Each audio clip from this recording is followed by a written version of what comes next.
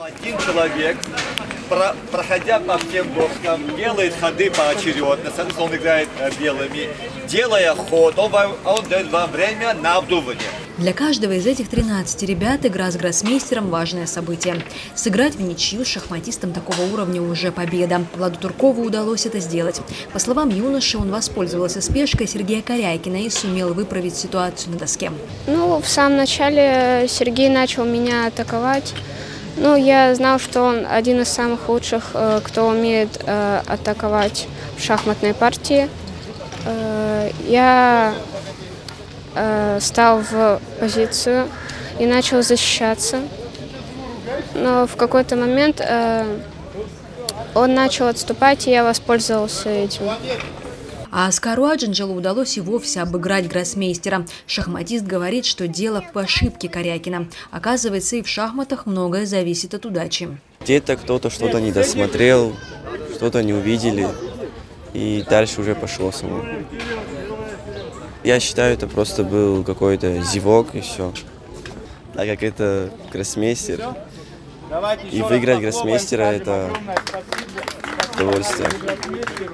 Как рассказал президент Федерации шахмат Абхазии Константин Тужба, Сергей Корякин приехал налаживать контакты с абхазскими шахматистами по своей инициативе. Он по своей инициативе приехал в Сухум со своими помощниками для налаживания связи, для поддержки шахматистов в Абхазии, особенно юных шахматистов, для того, чтобы нам передать свой опыт. Сергей Корякин занимает особое место в российской политической жизни. Он единственный спортсмен, шахматист в России, который отказался от борьбы за звание чемпиона мира из-за того, что он не может выступать со своим флагом своей страны. Сергей Корякин – вице-чемпион мира по шахматам, гроссмейстер, участник множества международных турниров.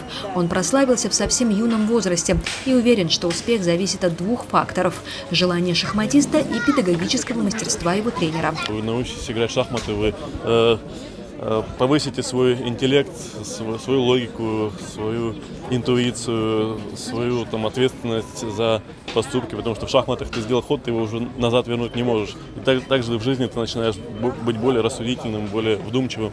Поэтому шахматы, они полезны для всех возрастов. И отдельно отмечу, что для старшего поколения шахматы тоже важны, что проводились целые исследования, которые доказали, что те люди, которые играют в шахматы, они практически никогда, у них нет болезни головного мозга. Это тоже важно. Шахматы, как вид спорта, хороши тем, что они остаются со спортсменом навсегда.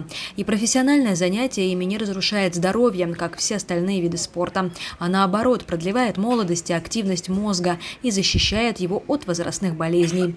Так говорит пусть еще молодой, но уже чемпион. Марьяна Котова, Абаза ТВ.